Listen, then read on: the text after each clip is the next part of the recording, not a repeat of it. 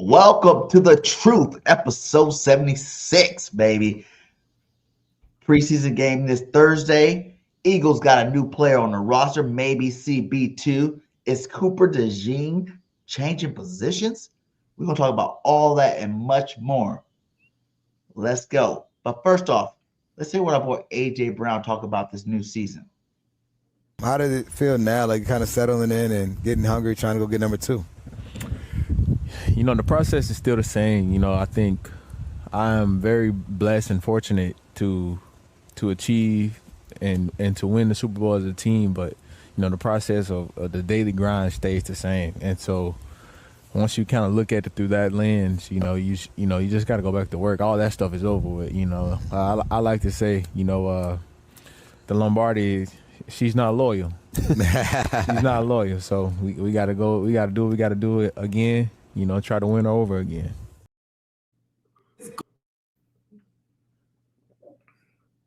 What's going on, everybody, man? And welcome to the very first episode of The Truth, where not all Eagle fans agree on everything. And this is definitely the spot where this shit about to go down.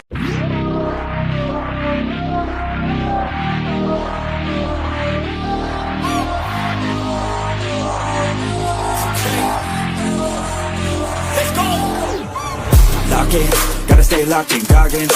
Gotta ball out like Robin. Straight to the top, I'm all in. Ordinary's like a toxin. I don't wanna be like Robin.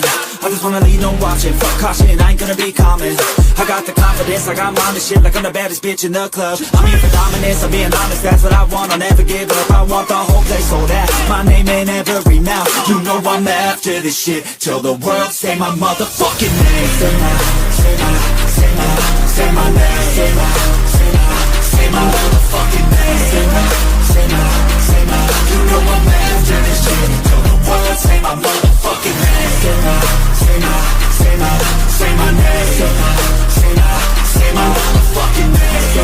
Say my, you know I'm after this shit. Till the world say my motherfucking name. Driven by fire, driven by fear, never get tired, no I'm still here. Fell to the cracks, now I'm shifting gears. 10 years in, my moments here. Waiting my turn, now I'm hot in demand. Slept on a kid, but I had bigger plans. Stayed low key, but I still hit drive. Give me one shot and I'm coming alive. Names on the left, second taste it. Gunning for the top, no limitations. From the basement, no hesitation. Flipping on my L's with straight motivation. Ain't no quitter, I'm built for the grind. Pressure makes up. What's up, everybody? How y'all doing today? Welcome to a new episode of The Truth. I'm your host, BG31 in the building. I got my boy JC, and we definitely about to get y'all ready for this preseason game. How you doing today, JC? I'm good, man. Hey, look, the season is almost upon us. Preseason game 1 is about 48 hours away. Look, I'm excited, man. Hey, we turn the chapter to 2025-2026 season. The past is in the past. Just like the Lombardi trophy ain't loyal. Guess what? Some of y'all fans ain't loyal because y'all still talking about the past. Let's move on to the future and let's go get another Lombardi. Kevin go, boy, I tell you, black people ain't never on time. Hey, calm down with it. You know what I'm saying? We ain't the only ones that never on time. Everybody be busy with life and stuff. But hey, thanks for stopping by. We got Jinx Wolf in the building. What's up, nephew? How you doing, my guy? Hope everything's good with you. We got Little Griffin in the building. He says, I'm a big Eagles fan. I'm big. What did I say? I'm a big fan of the Eagles season. Better Eagles kick Cowboys' butt. No, we definitely gonna kick their butt. Cincinnati in the crosshairs. Yeah, man. Yeah. Facts. Thursday preseason game is against Cincinnati. Nice. It's gonna be nice. It's gonna be definitely nice. But we're gonna get into it today. We're gonna talk a little bit about some new additions to the team. Have we found our CB2? We're gonna talk about DeJean possibly being our starting safety because I know a lot of people want him to stay at the position he was at, but the way Vic Fangio's talking, the way DeJean's talking, we're gonna get into it a little bit later when we get to that defensive side of the ball. But I think he might be our new starting safety. And then we're going to also talk about, the depth chart, the unofficial depth chart right now going into this preseason game. But first we start out, with our boy, Quinyon Mitchell being 49 on the top 100. Describe him in a word, I'll give you two. I'm gonna say silent assassin. He's a quieter guy. He likes to keep to himself. When he's on the field, it's like a whole different him comes out.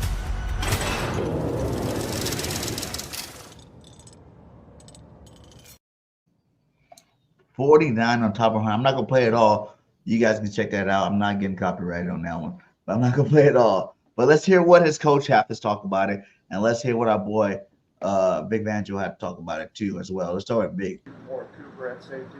Have you gotten more to evaluate him there? Yeah, and just like I thought, he. Oh, that was the wrong one. My bad, guys. Let's go to this coach. What do you see? This, that would suggest that he has that capability. I've been around a lot. I'm talking about, Yeah, I've been around a lot of really good ones, and I think that it starts with just how they're built, and he's built the right way. He has a natural confidence in himself. He doesn't get rattled. He's always trying to work. So there's very little idle time during practice. When it's special teams, we're working. When the offense is on the field during the scout team period, we're working. Pre-practice, we're working. Post-practice, we're working. He's in the building early. He stays late. He's always about ball. He's always trying to find guys that he wants to watch around the league to see what elements in his game he can add. He just has a huge appetite for development and improving himself.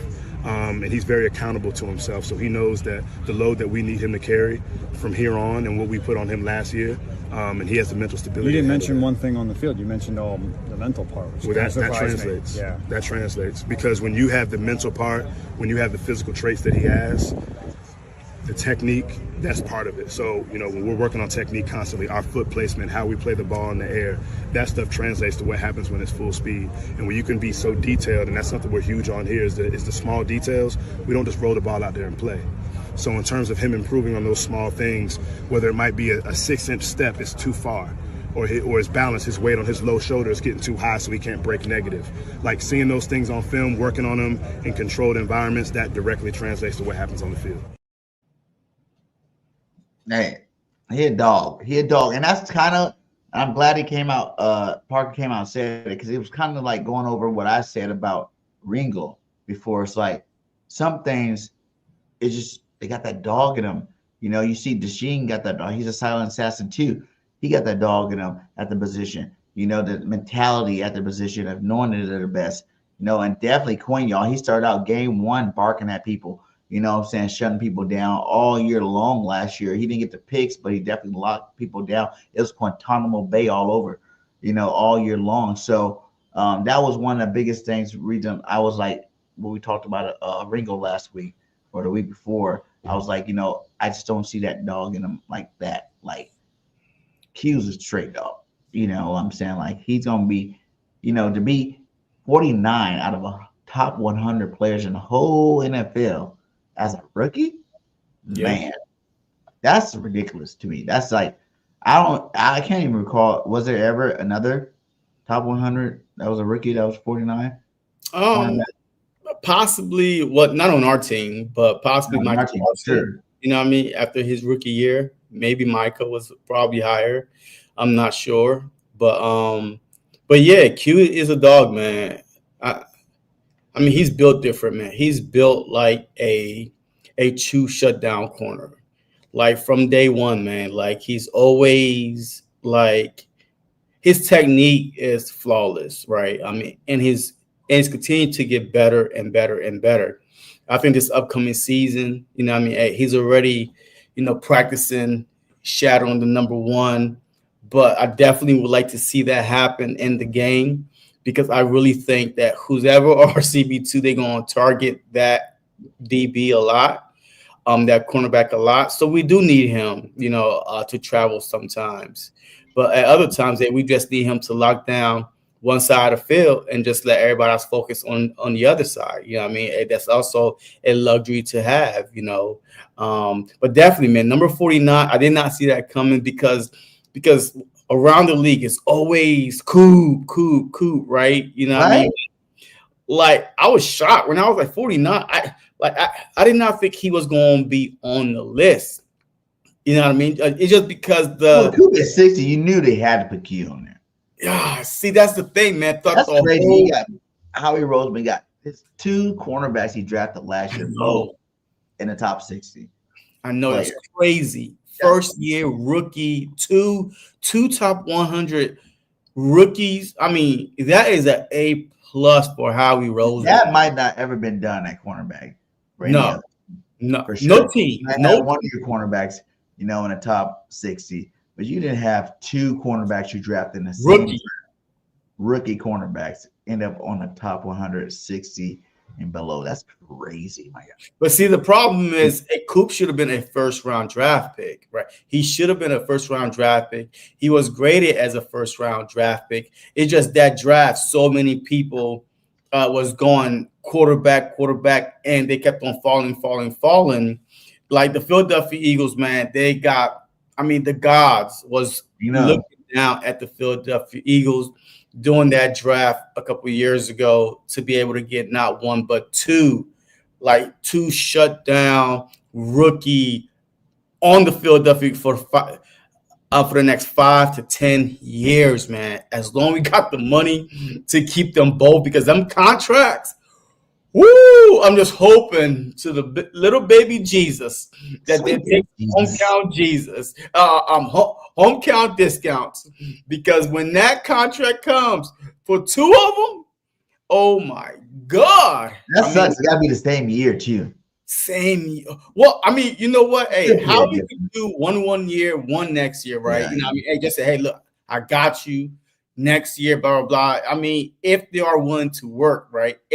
With Howie Roseman, right? But for the man, I'm excited, man. The future is so bright on defense for the Philadelphia Eagles, man. I mean, there's something that came out, right, with the as far as how much our defense costs. We have the cheapest defense out of the whole NFL, like around like $66 million. Like, and that's not much. Youngest defense. Like I think like only two players over the age of 25 is on the defense, Reed Blankenship and I believe Odori Jackson. Yeah. Everybody else is 25 and younger. But we had the cheapest defense in the NFL, $66 million. The Pittsburgh Steelers had the most expensive defense, $176 something million. But to be able to have that cheap defense right now and have them grow together, I mean, it's a luxury though, man. But hey, everybody worrying about, okay, we're going to get hit down the road. But I really think I trust in Howie Roseman. He has a plan how to take care of these guys little by little at a time. And but Q at 49, I mean, bro, like next year, all pro season, I promise you, he's going to be the best corner in the NFL next season, and he will get those picks this time. This past season, man, you saw how close he was, right? He just couldn't hang on to the ball. It's not like he wasn't getting his hands on him. And he hang on to the ball. And GJ took a couple away from him. He took one. He took two away from him. It was two times running into him and took him. And the second time, you see Q like, what the hell, man? Like, what the hell are you doing? Let me get one. You have 6, my guy. You have 5, my guy. Let me get my one this year. But he got him in the postseason. That's where it matters at. He got 2 in the postseason, and you're already hearing them picking them off in training camp, which means he understands. He worked hard this offseason to make sure he works on his catching the football. And if you take that shutdown cornerback mentality and you add picks to it, say you get 6 picks, you're talking about first team All-Pro, my guy. Oh yeah, absolutely, like easily. He had the same season last year with 5, 6 picks. You talking about first team All-Pro? I mean, he doesn't even have to get that much, right? He just have to if he get 4 picks, right, and then shutting down half of the field. I mean, you can't punish a guy for quarterbacks not throwing it to his side, right? But when he does get those opportunities, he needs to capitalize off of them, right? Nolan Smith, yes, we do have to pay Nolan Smith, but guess what? This offseason, he's going to his 4th year next year. This is his 3rd year, so I think Howie is probably going to pay him maybe next offseason, 1 year, ahead of Coop and Q. Look, the money will figure out itself. And the farther down the road you worry about the money, the less you have to worry about it. Because every year the money bank, that money pool is going to get bigger and bigger and bigger. I know contracts get bigger and bigger and bigger, but also that money pool gets bigger and bigger and bigger as well. So we got the best GM in football. Ain't nothing to worry about there. Yeah, man. But let's talk about the new. Hey, look, let's talk about the new JB. And I'm not talking about James Bradbury. All right. Yo, I don't know how Bradbury, baby. Is he I back? don't know. Hey, look, Bradbury gave us one good year. I appreciate him. You know what I mean? I will forever be grateful to James Bradbury, the number 24. But we got a new JB, man. And you got any clips of JB, man? You got any clips? We got a lot of clips of JB. Let's start out with that clip of JB, man. We got to find out who's going to be opposite side of number 49 himself. Boom. Jakorian Bennett, the young corner from Maryland.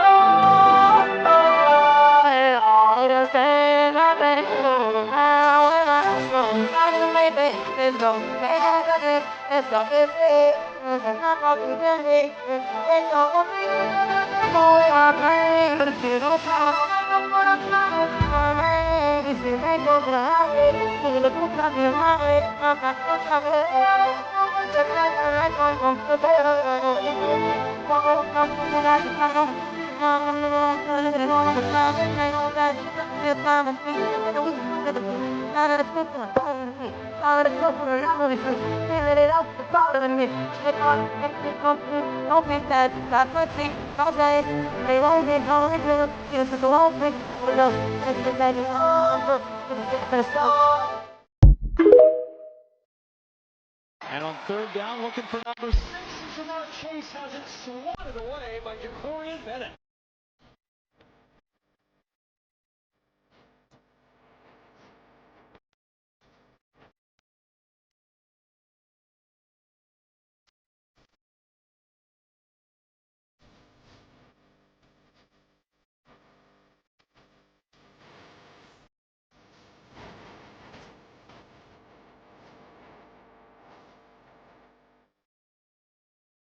Can't find it again. And this is for you Cowboy fans to think Pickens is about to do something. Take out my. Let me tell you something, man. If Jakorian Bennett could, I just want him already to win the starting position opposite side of Creon Mitchell, man. Whoa, what happened to Wait, only because, right, those clips you showed, right, he started 8 games for the Raiders last year, right? His highlight is more than any highlight of Ringo you're going to see 3 years with the Eagles. Facts. I mean, the dude he is such a sticky corner, right? He is such a sticky corner. He's aggressive with it, right? And with the Vic Fangio defense, that's what you need. You need corners that's physical, tough, and his catch-up speed is crazy, right? And he had more experience than Ringo because he started 8 games. Ringo only started, I believe, 4 with Philadelphia Eagles. I can't even tell you which one he started. Like, yeah, I think he started 4 or something around there, right? I mean, I can't even tell you what game he started, but he started 4. But I love the move. Once again, Howie Roseman, another August pickup. James Bradbury was in August. Chauncey Gardner was in August. And once again, the defensive players he picked up in August usually take us to the Super Bowl. James Bradbury, Chauncey, and now look, I still want Ringo to get a chance. I still want him to get a chance. But if JB get the nod, that means that Ringo is not it, because there's no way he could come in late into training camp, right? Not really late into training camp and beat Ringo out for the starting job. That says a lot. So look, Ringo is going to get every opportunity to be the starting DB. But preseason games, I guarantee you, JB is going to play some preseason games, and we're going to see. Can he be, a behind Ringo, right? If Ringo is a starting CB2, who's behind him? Is it Jackson or is it JB? If it's JB, that leash is very, very short for Keely Ringo. Yeah, Q. It says QCB1, JB CB2, Coop Slot, Reed, and Ringo at safety. You think this move? See, that's the next thing right here. You know what I'm saying? Before I get to that, actually, I got to talk about my boy Jay. This guy has shut down some of the best receivers in the game. He had 0 touchdowns against him last year in 10 games. 0 touchdowns. We thought Q was good. This young buck is locking down Chase. I think it's a Chase didn't have very many yards against him. You know, he locked out all the people at the Raiders. Taking the Raiders, you got to go against the Chiefs. You got to go against the AFC. Like, he's locked down some good receivers to not get scored on all year long, my guy. Like, I don't know why the Raiders would give him up. You know, what we had to give up to give him up. We swapped him out with Thomas. Booker. You know what I'm saying? And Booker would have been the best 4th DT on our team. Yeah. But that's 4th DT for a potential starting corner. You know what I'm saying? The reason why the Raiders give him up, one, he didn't fit the Pete Carroll scheme, right? He wasn't big enough, and plus he's coming off a labrum injury, right? But now he's healed, right? He even said it. He felt 100%. Even reporters out of the Raiders was saying that he was having a good camp, right? But he just did not fit, the Pete Carroll scheme. So hey, look, I like it. I love the fact that now he comes to a defense where he could get a shot to start an opportunity, and we don't need no big physical corners, right? Because Adoree Jackson is like 5'9", yo. That dude's small. Even though JB is 5'11", 194, but that dude is sticky, man. He plays like he's 6 foot plus. Right, the way he's bodying the guy, right? He's not afraid to get physical. As long as the refs don't throw these, phantom flags, we could have an aggressive 1-2 punch on the outside, and in the slot, the nickel with Cooper, bro, and then the front 7 getting to the quarterback. I mean, this locking teams down. Can't run. Can't throw. I mean, 3 and out, 4 and I don't care what it is. And the offense going to be on the field and eating that clock up, eating it up. They're saying they think Ringo will make a better safety like Rod Woodson went from corner to safety. But y'all got to realize one thing about that whole statement. Rod Woodson was a starting corner. Yeah. He was a good starting corner. A great one. He got older, and they moved him back to safety. Ringo hasn't started shit. Yeah. You know what I'm saying? He ain't started nothing. He is not that guy. We're hoping he could be that guy, but he has not shown anything of him being that guy. Everything was promising, but you can't even separate from a veteran journeyman like Adoree Jackson. I love Adoree from USC, my guy. But Adoree, like Vic Fangio said, when a contract's up, teams let him walk. Contract's up, teams let him walk. So it's not like he's sticking to any other team. And Fangio wanted to see what he can do with this team. But Ringo has not even separated, you know what I'm saying, himself from a guy like that. You bring out a young buck like this who he's already talking about how he feels like he's an underdog. And he want to come in here and show everybody that he is that dude. You know what I'm saying? You got this guy with that mentality that he talked to you guys about.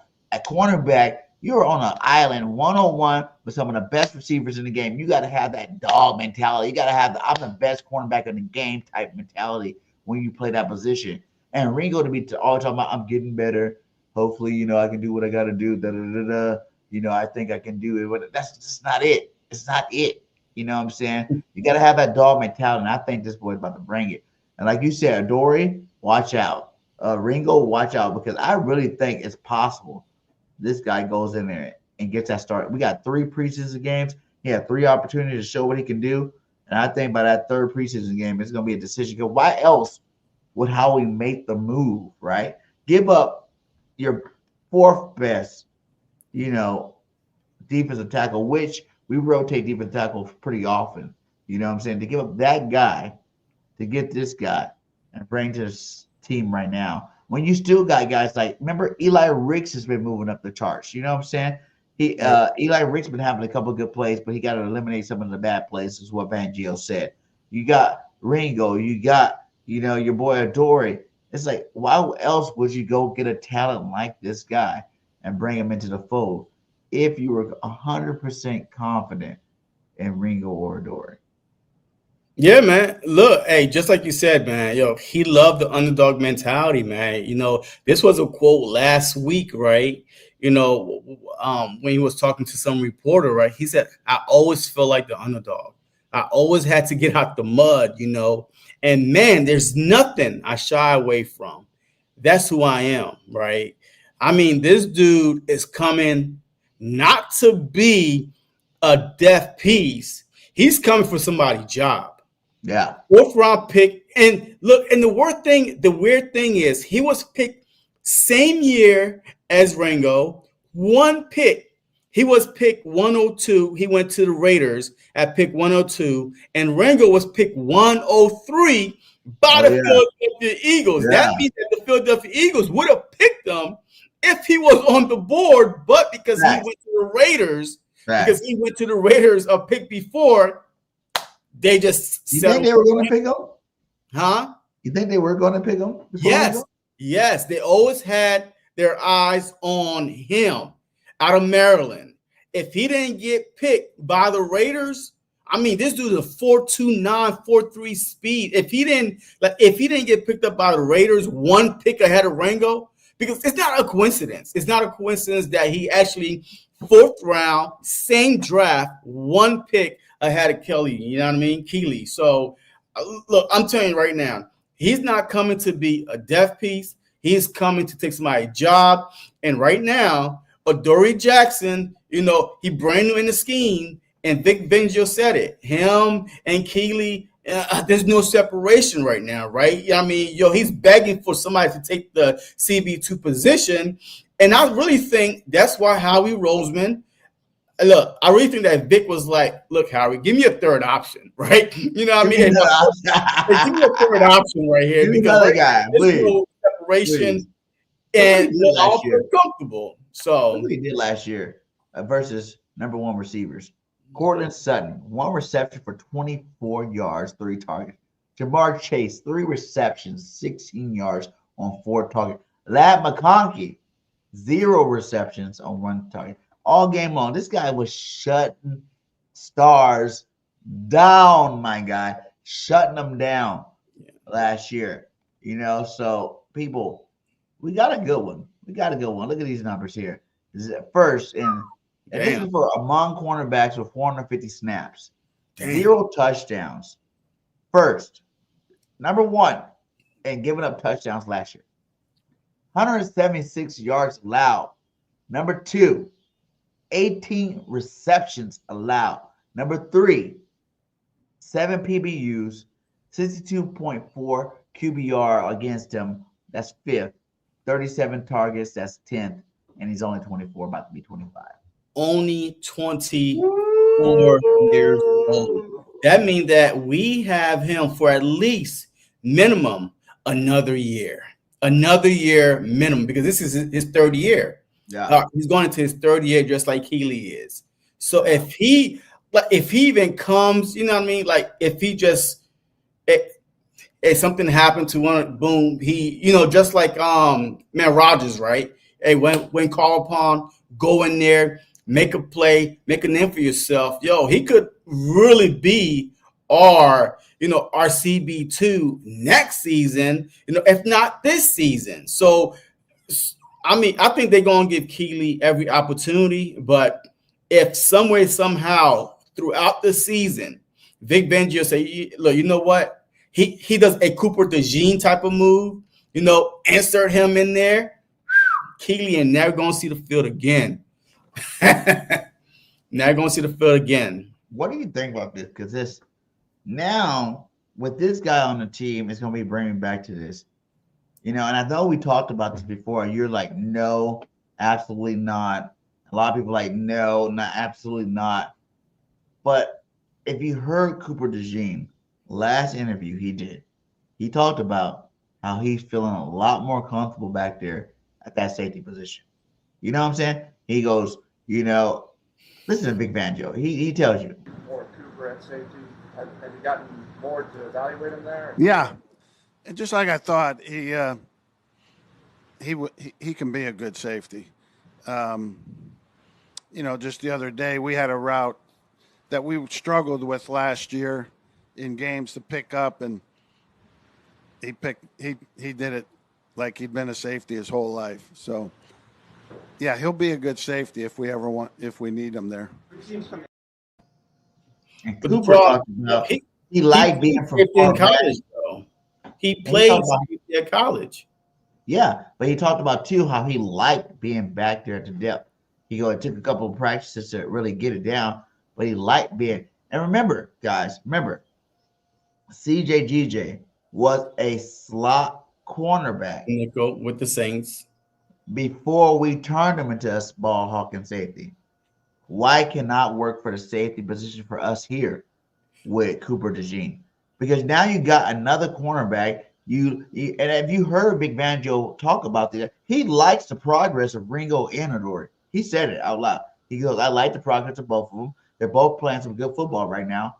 And then you get this guy who's not that tall either, who's actually a really good cornerback.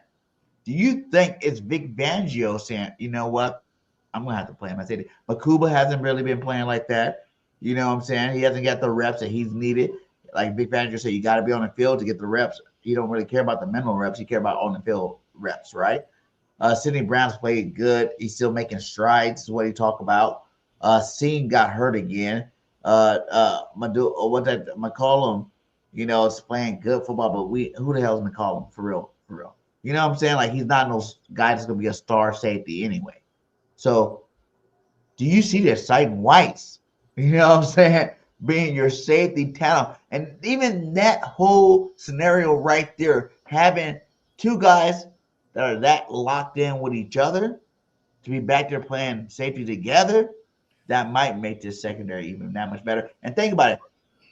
A starting safety probably gets paid more than a starting slot. So I'm pretty sure Coop probably like, yeah, I'll go play starting safety. Yeah, but that's not all right. That's not the problem. The problem is this. All this safety talk with Coop. I didn't hear who the hell replacing him in the nickel.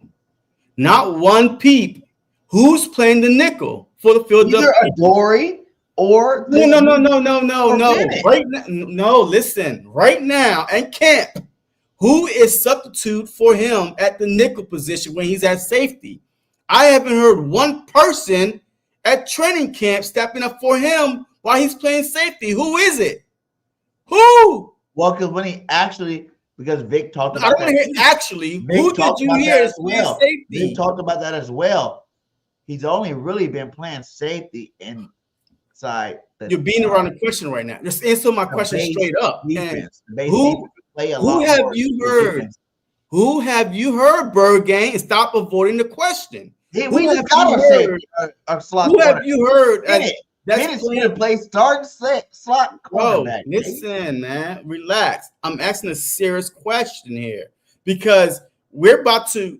The Philadelphia Eagles defense change from a shitty one to one of the best defense in the NFL when they insert Coop at the nickel. Now he was shadowing freaking every receiver that can't hide no more. Maddox was so bad. The only time we heard Maddox's name was when a penalty was called on him, right? We didn't every time. Why is Maddox on the field? Where was Coop at?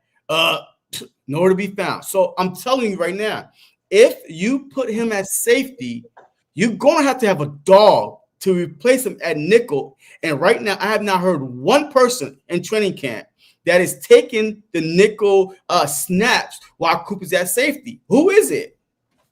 Well, actually, they did say, what was his name? Damn it. Rich can play. I think Rich can play some nickel. But Bennett could be that nickel guy because you're missing the other side of that. The other side of that is what I told you, what happened to us 2 years ago. What happened to us 2 years ago when we lost Charlie Garner-Johnson? Our safeties got weaker. The safety position got weaker, and that made our corners more exposed. You know, Bradbury looked like trash. Slade didn't look like himself because you need a strong safety Our unit. pass rush wasn't the same either now. Listen, because you that's need a what strong really safety changed. unit. Our pass rush changed. Our pass rush, we still had most of the same We guys. was not, we was so bad to get into the quarterback. The only reason why we had so many sacks because we played the Giants. Remember? We had like 5 sacks going into the Giants game. We were horrible. We wasn't getting to the quarterback. The year that Chauncey Gardner, his first year, we went to a Super Bowl, we led the league in sacks. We was 3rd in NFL history in sacks. So the pressure was, forcing, bad throws. So after that, we was not getting the pressure. Hargrave was gone. You know what I mean? Like freaking no rotation. So we couldn't get to the quarterback. So now our DBs could not hold up as much. But our pass rush was the reason why we were so bad. Our secondary looked like trash because we wasn't getting no pressure. And then our linebackers. Who the hell was our linebackers? We actually went out and got a linebacker fired throughout the middle of the season. That's how bad our linebackers were. So there was multiple reasons why our DBs was looking like trash, no pressure, linebacker play, none of that. But we didn't know none of that was going to happen last year either. We were still, when we went to the season last year, our 2 major concerns were,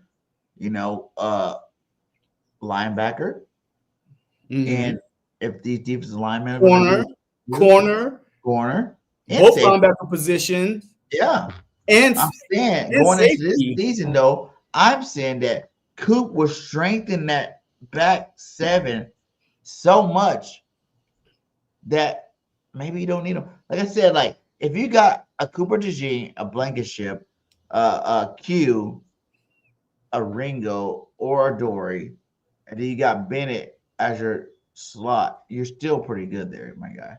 My problem is this: you're still Coop not only shut down that nickel position, he also helps with the tackling. You saw that tackle he did against King Henry. If he was safety, he was not going to make that tackle. He was playing nickel, so he saw it like he was close enough to make that tackle. So we're not only losing him shutting down the slot, we are losing now. It's so much we're going to lose if we move him to safety without having a capable nickel first. Do you trust Vic Fangio?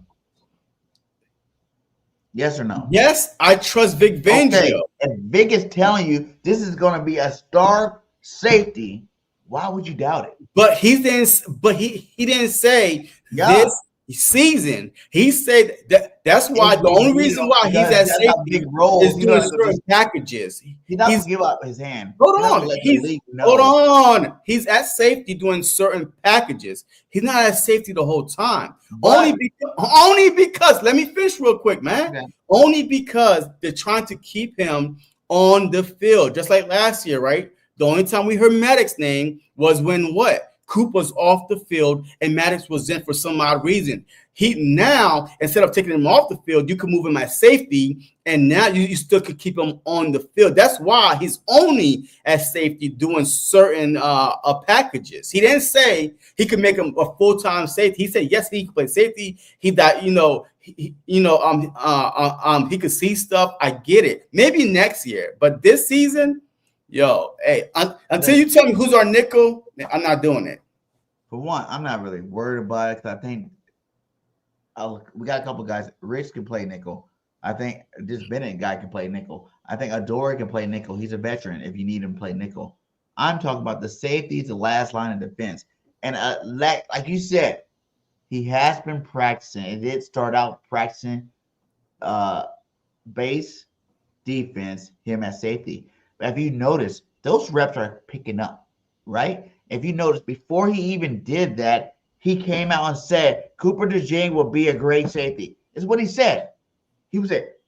With his skill set, he will be a great. This is before he even played any or practiced any safety at all. He said his skill set will make him a great safety, right? We went from there to what you just heard right now. Like I said, he will be a good safety. It's like inevitable. Like Fangio don't talk like that about things that he's not already trying to implement. He's not going to give away the game plan. He's not going to let the other team know that, oh, this is going to be our starting safety.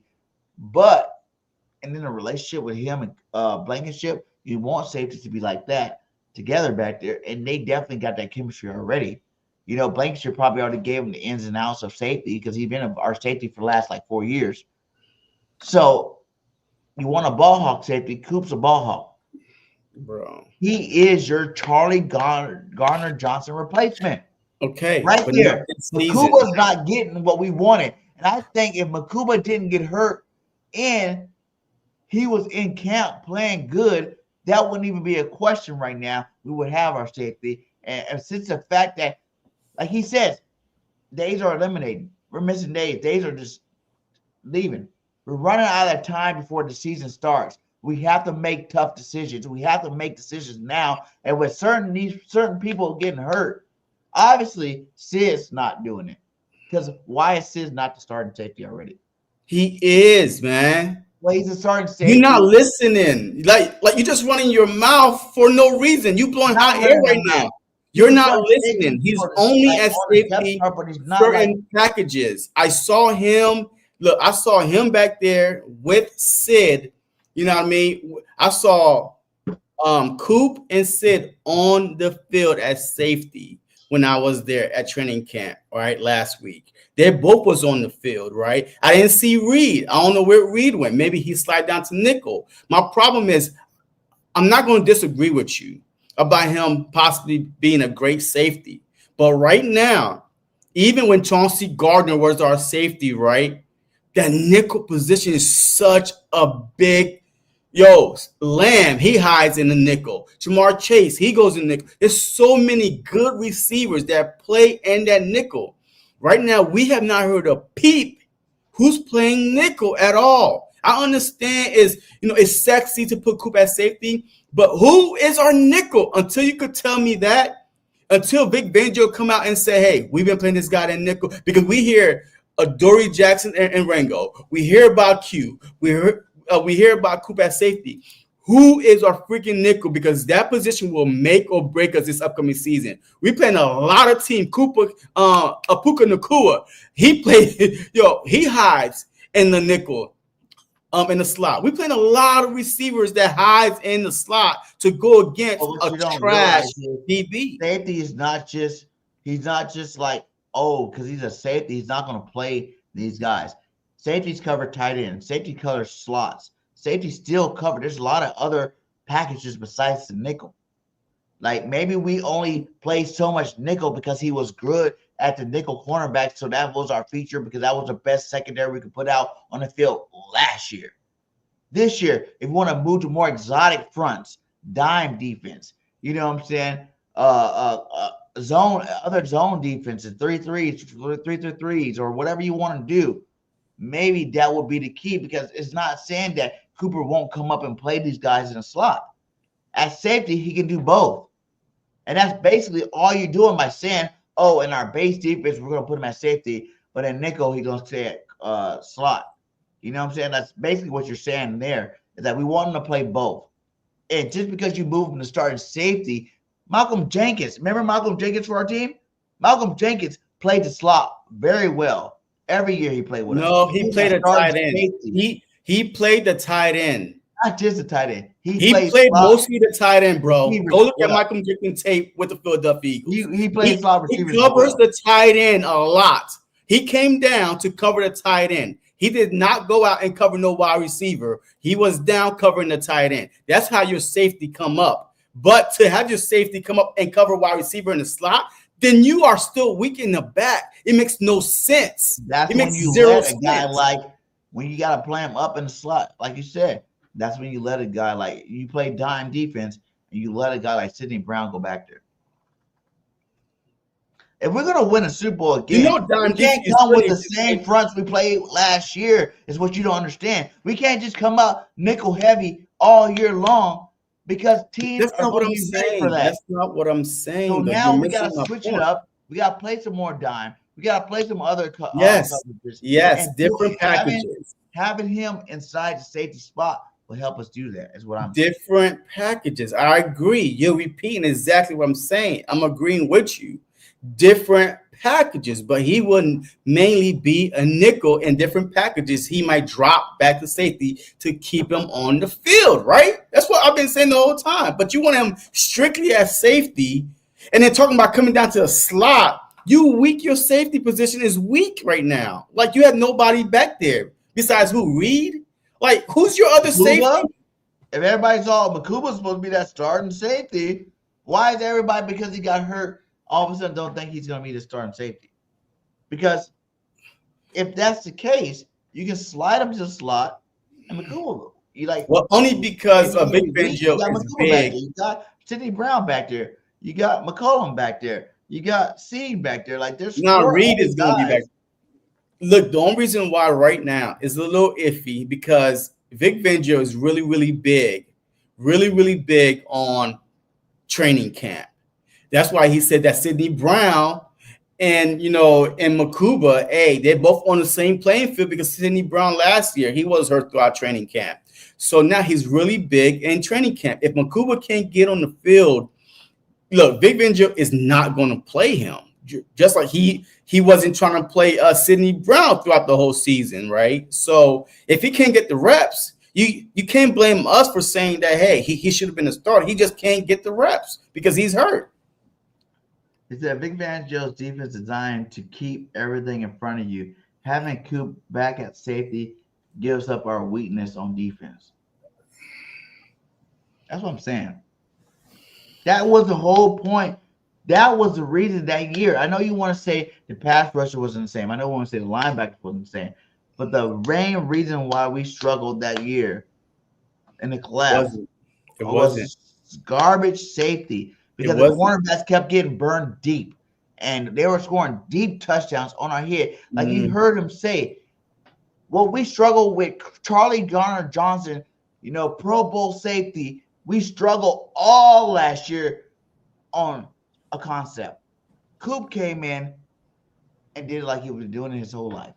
So you just made my point. Just because you put him in a position. If everybody think that Charlie was so great, CJ was so great at safety, but he struggled with this thing, and Vic made a point to talk about it, how we struggled at the safety position at this concept all year long. You're making my point.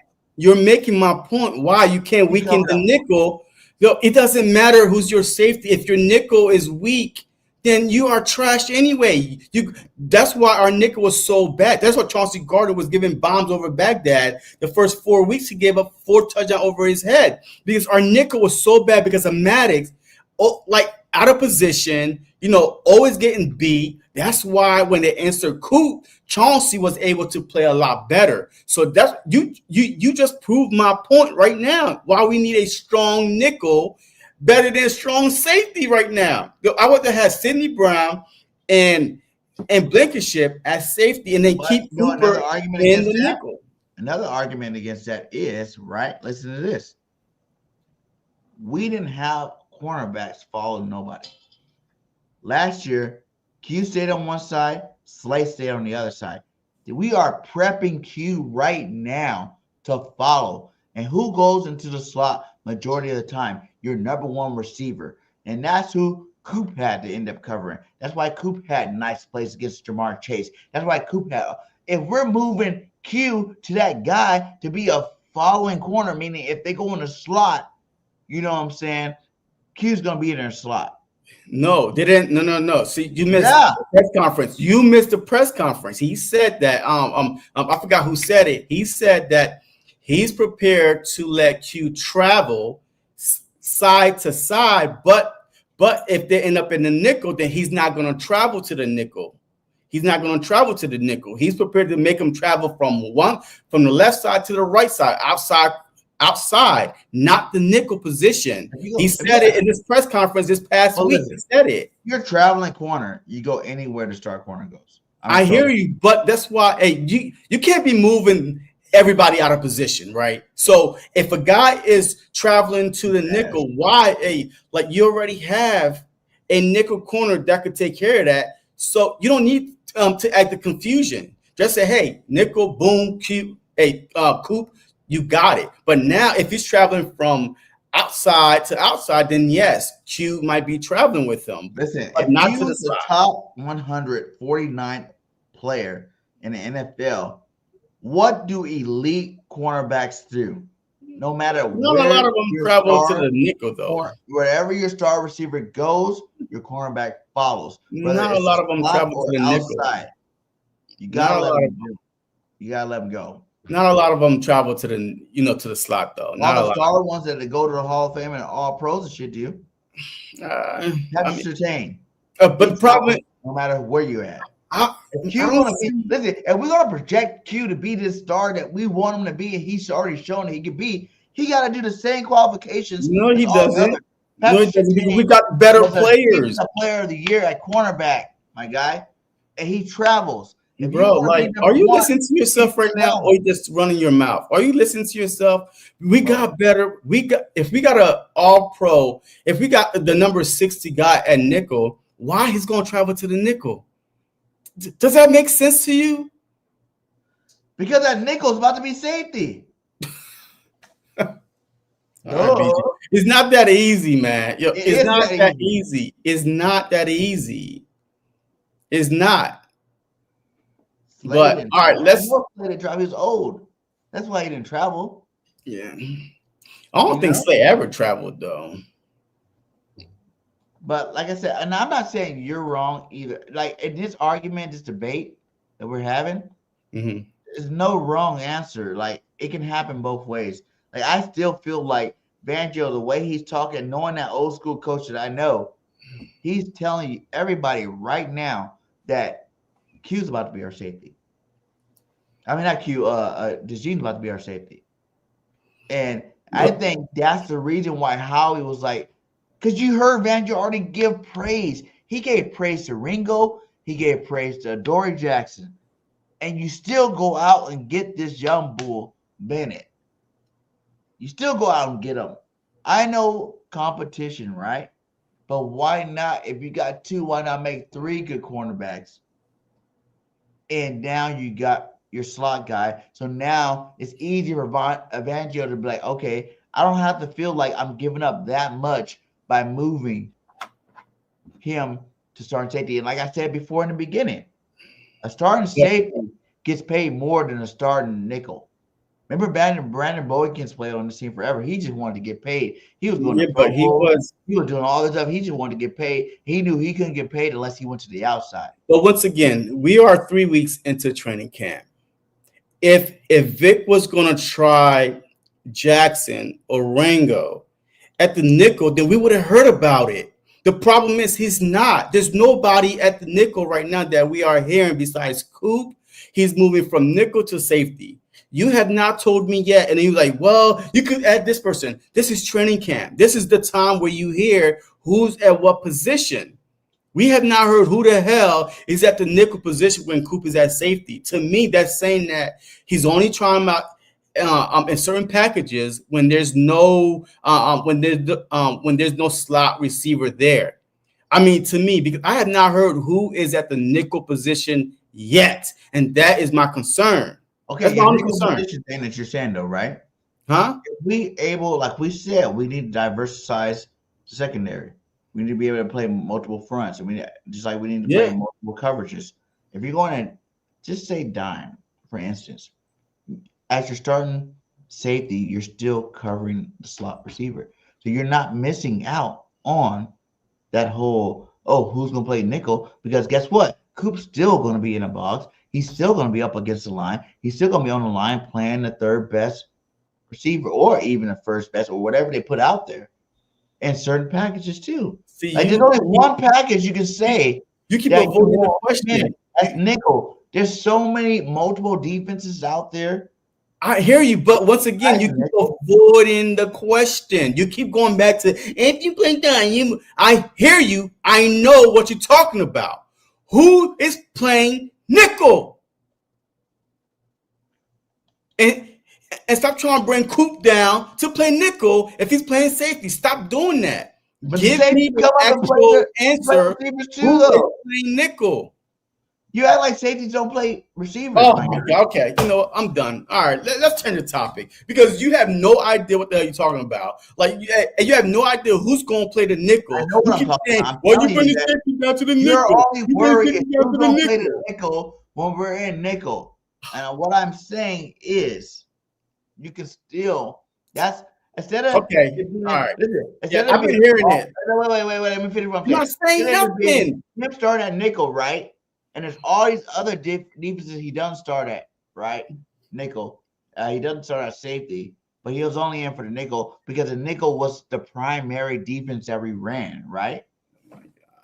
I'm saying still leaving one that he can play the spot and dime, base, like all these other positions to where only when we play nickel is where you got to worry about who's going to come up and play it.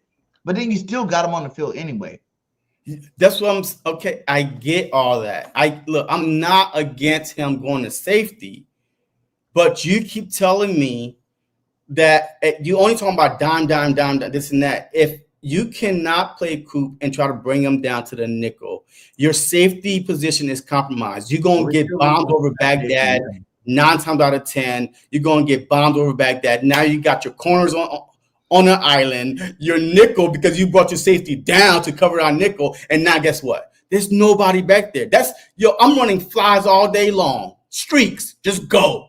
Come on, you can't do that, man. You cannot do that. That's all I'm trying to say is, who's your nickel if Coop is at safety? You cannot say, well, I'm going to bring him back down. You can't. Yeah. Okay. Why can't you? If he's dead on the field, right? Obviously, he's not leaving the field. Period. I know what front you're in, but I'm just saying with him at safety, you can play at multiple fronts and still let some of these young bucks that you guys want to see play. Let a Makuba come in when he has to roll down, and we need another safety back there. Let a Sidney Brown come in when he gets to roll down and play that. But they have to be already on the field though, because if the team is going hurry ups, or if a team is switching their offense, like on the spot, you can't be substituting another safety because you're going to bring Coop down. They have to be on the field already.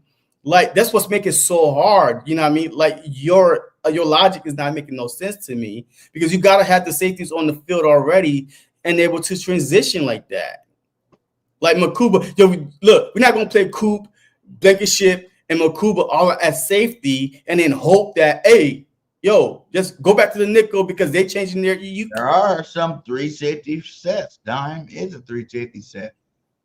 Okay. All right. Well, let's go over this unofficial depth chart. Let's do that. Let's get that done. So going into this preseason game this Thursday, this is our unofficial roster depth chart here. Let's go over it real fast. Yeah.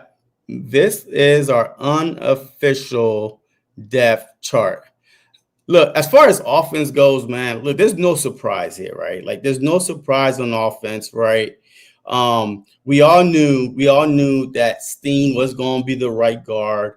I mean, Jihad, JD, he's getting more and more comfortable with Jalen Hurts, at the slot position. There's no surprise there. Anything you like to add? I know, that's all. Ben Van he got hurt. I think we need a backup fullback. Huh? I don't like the fact that there's no backup fullback. I think we need one. If you're going to reinvent a position that's been outdated, and Ben Van is that guy, he just got laced up by our rookie linebacker. You know what I'm saying? Where he had to miss a couple of practices because he got laced up by him. So I think we need to have a backup fullback. I mean, behind the offense. All right, so let's go. All right, so first team, you got A.J. Brown, Devontae Smith, Jahan. But behind those guys, right now is Johnny Wilson. Behind A.J. is Johnny Wilson. To me, look, that's going to be a big competition right there between Johnny Wilson and Elijah Cooks. Elijah Cooks right now is on the third string behind Johnny Wilson. But all camp long, every day, all you hearing is Elijah Cooks, Elijah Cooks. He's making big plays. Johnny Wilson, today was a big, like on Twitter, people cannot stand Johnny Wilson. They say that he can't catch. He can't do this. But he's the best run blocking receiver we got. I said, but he's the best run blocking receiver we got. Yeah, and he's good on special teams. So that's why, to me, I think that Nick Sirianni even said it, right? Johnny Wilson, when they brought up his name, he said he's very good at special teams. He's doing well, blah, blah, blah, blah, blah. But to me, behind A.J. Brown is going to be who's going to back up A.J. I think it's going to be Elijah Cooks, man. We cannot put this dude on waiver. But depending on what he does, in the preseason game, if teams start looking at him, because doing preseason games look, these guys are playing to be on another roster also, especially if they're not going to make the team. They are auditioning for other teams. And I think you cannot afford to lose Elijah Cooks. Yeah, exactly. And like I said, I like Elijah Cooks, man. Like I said, I play football with his whole family. He's from Tuscaloosa, Central Coast, California. You know what I'm saying? Their whole family's from there. They have records. I played football at the same high school as his dad played at. And I think I'm trying to get him on a show. I talked to his family already. They already talked to me, and we're trying to get him on a show. But I like what he's doing out there, And like you said, Johnny Wilson's a good pass blocker. All he has to do is maybe develop his pass blocking skills, because Johnny Wilson's only a good pass blocker because he's so big. You know what I'm saying? Like, he's a big guy. So that can't be your only skill if you're a receiver. So I think Elijah Cooks have a really good opportunity to take that spot behind A.J. Brown. So, okay. And other than that, like Anaya Smith been dropping balls left and right. Yeah. I heard he's trash right now. Terrence Marshall just needs to get hurt. Yeah, he's behind Devontae Smith. So at least he's second behind, like on the depth chart, right? So if Smitty go out, then Terrence Marshall will come in. Yeah, but he got to get healthy because he's been hurt too as well. So, in terms of backup, the one backup I did see here is Will Shipley too. But they heard that A.J. Dillon's been getting more of the first team reps than Will Shipley.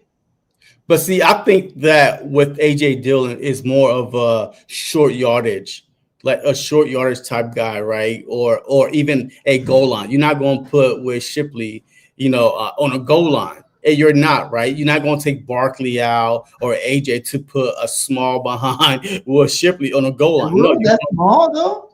I mean, he is small. I mean, come on now. AJ Dillon, that's he's like 250. When I heard they say that today, I was like, damn, 250? Like Saquon's what, 225? I mean, AJ Dillon with the Green Bay Packers, him and Aaron Jones, that was his specialty, like short yardage, goal line carries. So he's your big back. So that's why, I'm not really worried about Will Shipley second on the depth chart behind, Barkley, because AJ,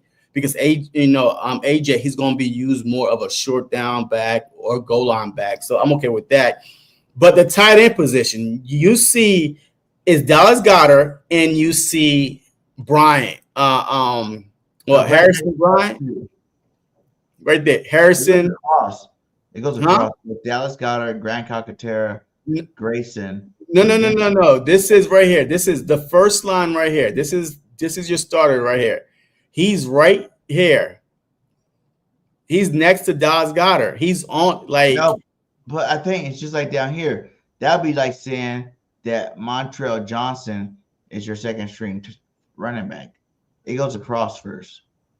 So it goes Barkley, Shipley, Dillon, Johnson, whatever. Just like it goes Dallas Goedert, Grant Calcaterra, Grayson, then Bryant. I think Harrison Bryant should replace Grant, man. No, Grant had a great year last year. Why are you saying Grant? He's only good at one thing. He blocked last year pretty good too. Did he really block? Did he really block though? He was better. Everybody know when Dallas went out, everybody expected the tight end position to go down. And what happened? He ended up stepping up. He made a lot of big plays at the end of the season last year. I'm not sure. That's why I'm not going to hate on Grant, because Grant actually showed us last year he can be a complete tight end last year, I feel like. Grant took all the doubt away. And, and like you said, Twitch says Jalen trusts Grant. Yeah, he does. He made a lot of plays when Dallas was out. And I didn't even expect him to do that good. Mainly catching. But then you talk about Grayson and Bryant. Like, those are two good number 2 tight ends from other teams that are on our team now. Yeah. And there's another tight end, that Cameron Latu. Latu. Yeah, Latu. The Niners, dude. He plays some good football on the Niners. Yeah, we're not gonna keep all these tight ends though, man. Right now, there's I think we're only gonna keep 3, 4, 5, 6, 7. We're gonna keep 3 tight ends. I think we might even keep 2 on game day, with 2 being on like the practice squad. I think we might keep 3 for sure. I think definitely 3 for sure, because 12 personnel, different packages. But yeah, so we'll see, man. But let me see. But there's no surprise there on the offense. You see Tanner McKee is Jalen Hurts' backup. Hey, congratulations. I like McKee myself. I like McKee, so he's throwing some dimes out there. The only thing I would say about the quarterback thing is Thompson, Robinson, DTR is over McCourt, and everybody says McCourt throws a better ball, but Thompson's actually playing better right now in training camp. Because we're talking about McCourt, I think is going to be a practice squad guy. He's going to be a practice squad guy. I don't think nobody is going to pick him up. But DTR, he got experience in the league. So I don't know. We'll see. We're definitely going to address 3. A lot of both of those guys, because I don't think we're going to play McKee very much in the preseason either.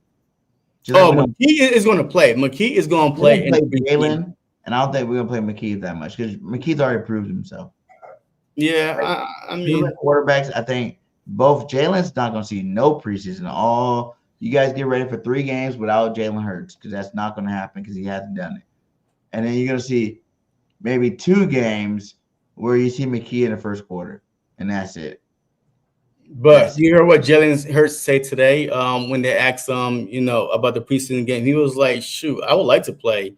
You know what I mean? Like, I know the games don't count for anything, but still, just to get in a rhythm with the guys, even though, the play calling is going to be dummy plays, whatever, and the defense is going to be dummy play, but still, like, he still would like to play. But I think Nick Sirianni, the way he's been doing the past few years is a joint practice. Shut that shit down. It's basically your preseason game. Is your joint practice. You're not going to play Jalen Hurts at all. At all. I don't give a fuck what. I think we'll see him. I think we'll see him. What?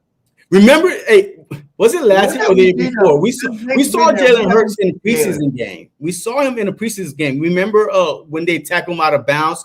Man, the sideline went shit. It was like, like I forgot. Was it last season or the season before? But he played. He played 0 preseason games last year. Well, it probably was the year before then, but he did play, at least 1 series in a preseason game.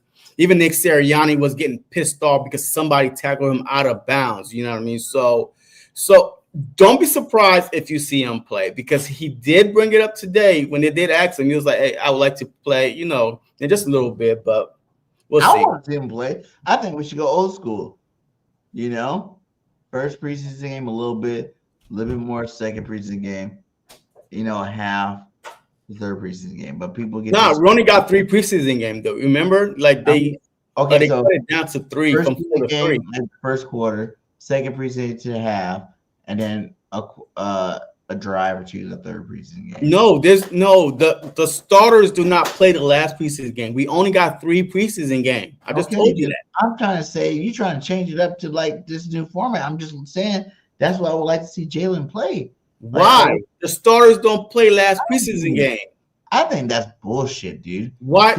Because you always start out so our offense always start off so cold when Jalen don't play none of the preseason.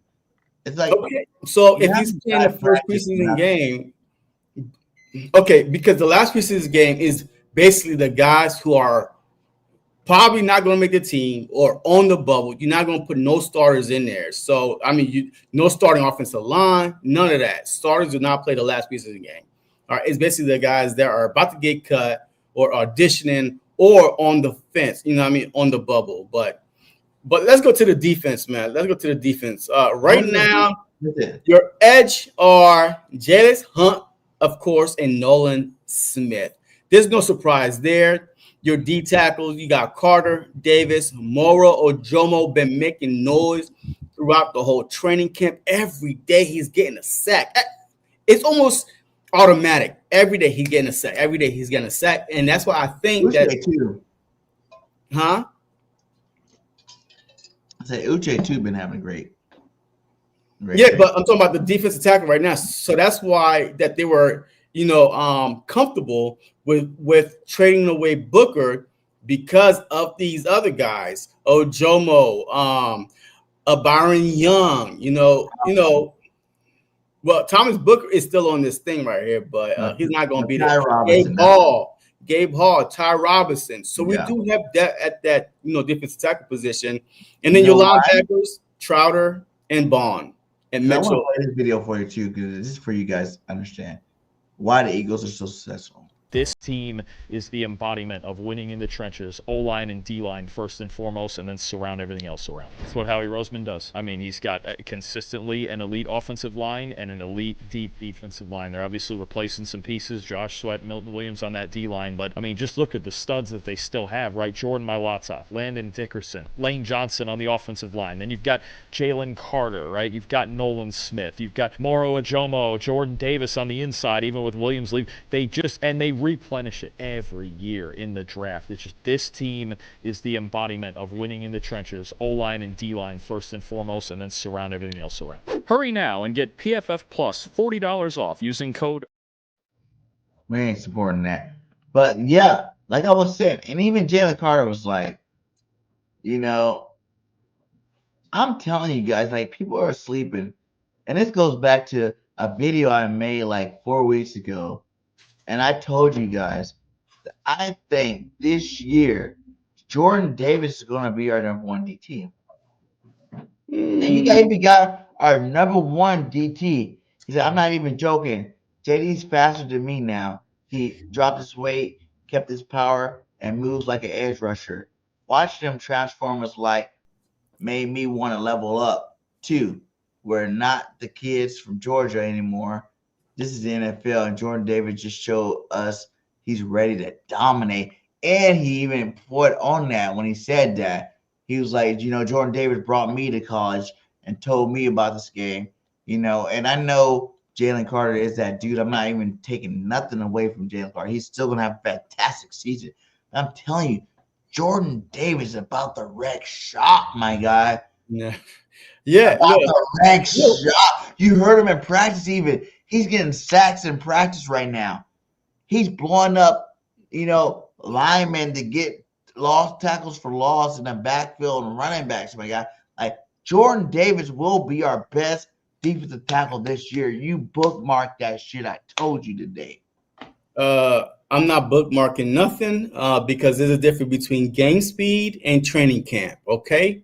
Until I see it on the field. Look, Jalen Carter don't come off the field. This dude don't come off the field, right? In the playoffs, when he sacked Matthew Stafford, that was snap 80 and 81. This dude does not come off the field. Until I see Jordan Davis. Until I see Jordan Davis. Go ahead. Until I see Jordan Davis and game in 100-degree weather or 90-degree weather, playing the whole game, hey, look, you cannot say he's going to be more dominant than Jalen Carter. That's the only thing I got to say.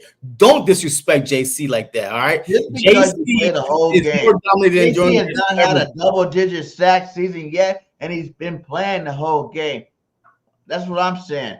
No matter what, JC is not what we consider the run-stopping DT. We consider him the pass rush DT, meaning you should get sacks. Jordan Davis, since day one, has been the run-stopping DT. When he's in the game, he balls out, and no one runs the football on us. Now he's adding pass rushing ability to that, starting at the end of last season in the playoffs, getting sacks.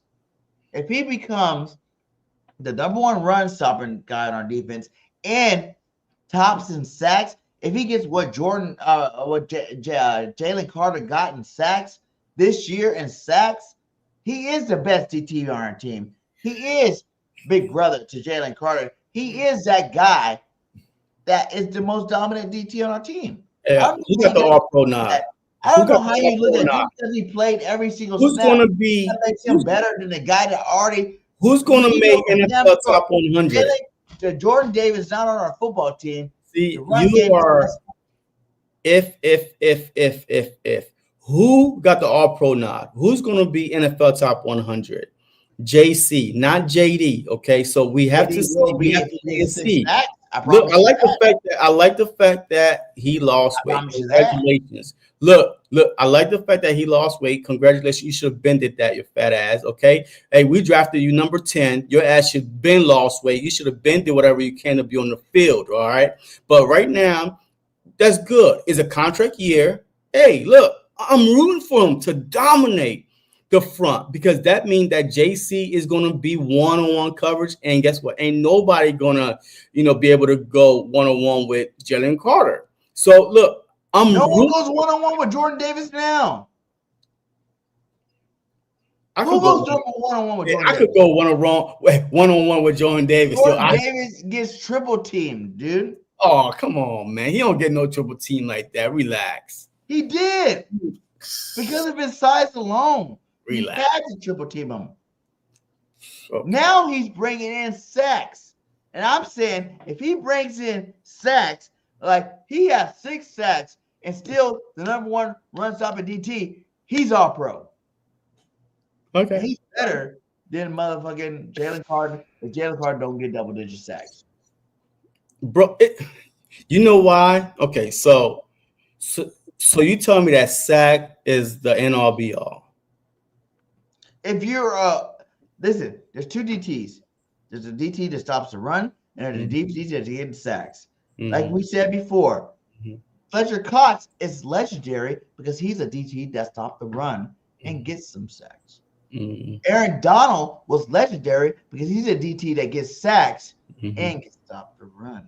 Jalen Carter is the Aaron Donald of the team, but he has not reached Aaron Donald levels. He's not getting double-digit sacks. He's never gotten double-digit sacks. Bro, he's going into his 3rd year. You talking about never. 3rd year. Aaron Donald did it like his 1st year. Yo, bro, stop comparing people to Aaron Donald. Aaron Donald, bro. He is Jason. Compared to Jason. Even Aaron Donald compared him to him. Aaron Donald compared him to him. And he still hasn't got double-digit sacks. What I'm saying is, the guy that stops the run like a Fletcher Cox, who didn't get double-digit sack to what year? What? Right before he retired? 2 years before he retired? Yeah. Jordan Davis, he comes in and gets like 6 sacks this year, my guy. He's better than Jalen Carter and more important to this defense. You're delusional, man. And this is why sometimes you get on my nerves. You get on my freaking nerves. Yo, Jalen Carter is about to be NFL top 100, probably number 30 something, probably number 20 something. He's one of they're comparing him to Dexter Lawrence right now in the NFL. He's like behind Dexter Lawrence right now, right? So ain't nobody comparing JD to nobody in the NFL right now. Who? JD who? Like that's hey, when you say Jordan Davis, well, he stops the run is what you cannot say he don't do. Right? Like JD already got something that you cannot take away from him. He has been the best run-stopping defensive player on our team since he's been there. Regardless when he's of on how the field. Snaps, when he's on the field. This is a passive league, my guy. So regardless of how many snaps you talk about, he's been number 1 in run-stopping defense on our defensive tackles position. If he adds what he adds at the end of the playoffs, and he adds like 6 sacks to that, He's the best DT on our defense, my guy. Sacks is And not a bad. That this means year, that this year, Jalen Carter might get ranked in the top, obviously 20 something, I 40, think. right? But I'm saying after this year, that we're talking about this year. We're talking about this year now. We're not talking about what happened last year. The top 100 for what happened last year. I'm saying this year, if JD goes out there and what he's doing in practice right now, getting sacks, disrupting the run. He's lighter. He's faster. Even Jalen Carter, he's faster than me. Look, you know, I don't want to give him too much praise, but he's faster than me right now. Look, I like if he goes out and dominates the way that even Jalen Carter says he's going to dominate, then he's going to be the best defensive tackle on his football team, bro. Hey, look, I'm from Missouri, man, the show me state. Hey, I hear you. Look, I hear you, but until I see it on the field, look at it. Look, even Vic Fangio was like, "Hey, he got to stay on the field." So look, he's in shape. Like Luka Doncic, hey, he come into the season almost every year in shape, and throughout the season he get fat again. All right, so I don't want to hear, shit. Look, in the offseason you ain't got nothing to do but to get in shape. But now the season is here. I see all you haters in the building. No, ain't nobody hating. Y'all hate him because I'm saying. And it's not a bad thing if he is better than Jalen Carter this year. It's not. That's cool. If Jalen Carter's still good and JD's just better, that means we have an unstoppable defensive line, which is good for our team as a whole. What I'm saying is he's already number one. He's better than Jalen Carter in run stopping, period. Y'all all know that. But Jalen Carter had to put up the pass rushing numbers that we want to see from him. That's you want. That's you want. You all about sacks. He hasn't got no sacks, my guy. You all about sacks, bro. I want to see some sacks. Okay, when you watch Jalen Carter play, this dude ruined games, saving us against the Saints, against the Rams. This dude's in the backfield. What did Jordan Davis all the time in the playoffs when he got those sacks? Okay, all right.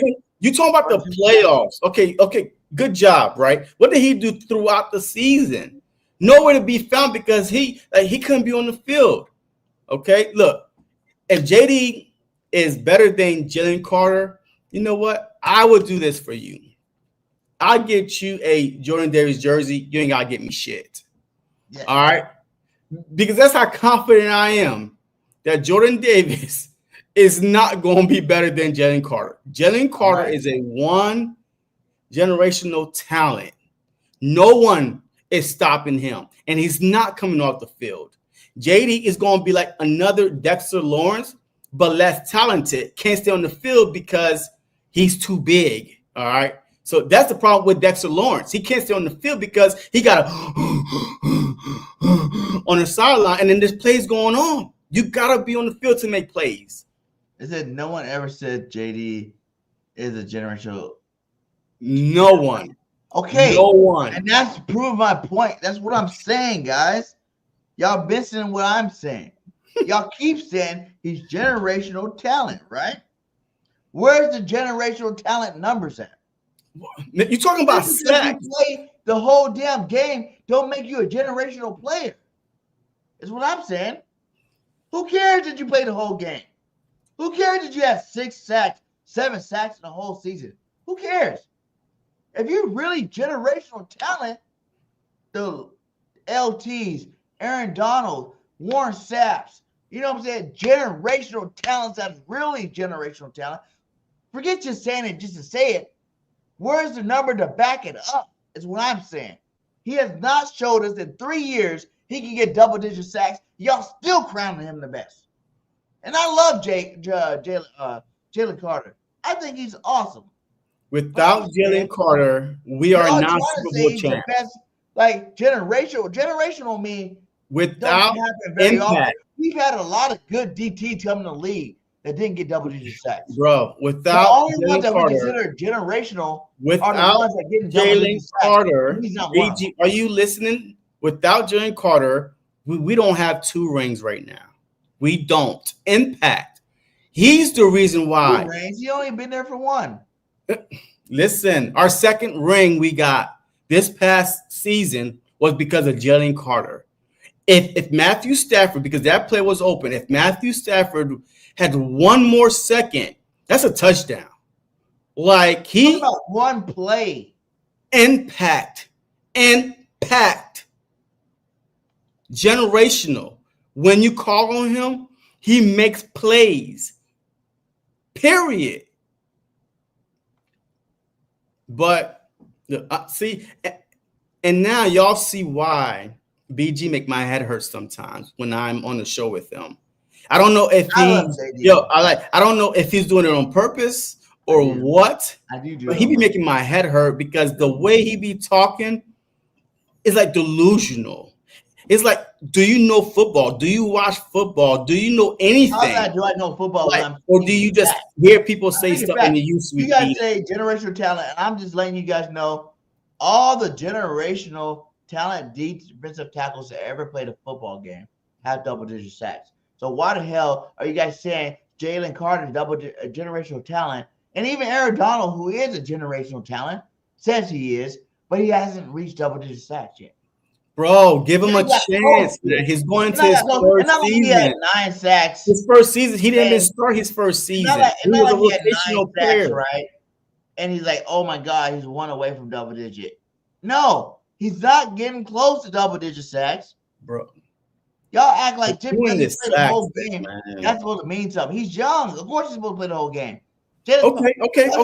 All right. So let me 460 pounds. Let me compare a guy on our team. Let me compare a guy on our team to Jalen Carter, but he got impact. Creon Mitchell. Where's the interceptions at? Hey, he's a DB. He's a cornerback, right? Where's the interceptions at?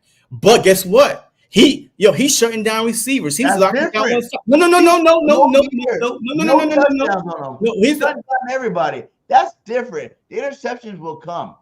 But he still sacks will come. Everybody. Sacks will come. Because you know why? Sacks will come. It's hard to get sacks when you're the only guy on the defensive line that people are actually game planning for. And now if Jordan Davis had the impact that you say he will have, I guarantee you that Jalen Carter have double-digit sacks this upcoming season. He can't do it by himself, though. So Milton Williams, Josh Sweat. Guys got paid bank. They all came on late. Bro. Hey, did you watch the season? Milton Williams came in late, but last year. Did you watch the season? As the season went on, our defense started getting better when they put Cooper DeJean. That's when these guys just started, Okay, but if let our team in sacks and Milton Williams right behind him, where the hell was Jalen Carter at? Right. Okay, all right. Hey, it's time to wrap this up, man. It's time to wrap this up. All night about nothing. I love Jalen Carter, and I love him on our team. But all I'm saying is, Jordan Davis does what he does, what he's been doing since day one, which we drafted him for since day one. We drafted Jordan Davis to be a run stopper because we didn't have no run stopping DTs on our team. And he's done that since day one. But something clicked last season, at the end of the season and through the playoffs, where he started to get sacks finally. He's been doing it since day one so much. Like 10 years. That he got benched for Milton Williams. That's how dominant JD was. He got benched for Milton Williams. That's how dominant he was. League, so Milton Williams played more because he wasn't on the pass rushing side yet. No. Because JD couldn't be on the field. He's fat. I'm going to say it. He was fat as fuck. He was 360 pounds fat. Look at the guy right now that Tampa Bay just drafted. He's supposed to be the new stop-run guy. He can't even practice with the team because he's too fat. He's walking laps with Tampa Bay right now. Oh, yeah. The tush-push stopper. But JD has been dominating since year one. Stop saying dominated. Stop. You are giving in year one. We went to Super Bowl that year. We had to go get Ndamukong Suh and Linval Joseph when JD got hurt. We had to go get 2 Pro Bowl players to replace what he did his rookie year. Is what I'm saying. like if Jalen Carter goes out, we got other pass rushing defensive tackles that can produce the same number. Milton Williams can still produce that many sacks because I think Milton had more sacks than Jalen Carter. So what I'm saying is you can't devalue the run-stopping part of JD because we had to get 2 Pro Bowlers to do what he did when he left. And he's still been doing that. Every time Jordan Davis in the game, he stopped the run. And if he adds that power rush, I hear you, brother. Season last year to his game this year, it's a wrap, my guy. All right. Hey, don't ever use JD with dominating, taking over, overpower. I mean, wrecking games. Those are things that dominating, and he can't do none of that shit. But hey, you know what I saw was JC. You are skipping the whole season. You skipped the whole season and went to the playoffs. He had more sacks in the playoffs than Carter. All right. Okay. Did he not? Man, you know what? I might take me an aspirin. Like, I've spent 20 minutes of you making my head hurt even worse. All right. So, hey, what else we got? Hey, I think that's it, man. You know, wait, hold on real quick. Let's bring that up real quick. Again, the unofficial, that's for defense, Zach Bond. Trotter Jr., though, I think, but they got Trotter Jr. See, now this is where, this is where your thing is. Let me see. Yeah, I guess. But they got Campbell behind Zach Bond. But I'm going to tell you that right now. Trotter Jr. is not starting over Campbell. I think he is. He's not. For week 1. He's not. For week 1. He's not. Because I think they're going to slowly bring Campbell along. Because Campbell's already practicing edge rushing too. But Vic Fangio is saying because of that. But Vic Fangio is saying it's our fault. We putting too much on his plate because now we try to make him an edge rusher too. But if you strictly make him a linebacker with Zach Bond, he's better than Trotter already right now. Yo, they got to tell this dude to slow down. Stop running your own guys over. He's dominating. Now, that's the word you use. He's dominating in training camp. He's dominating vets already as a rookie. I haven't heard a peep about Trotter at all the whole training camp. Yeah.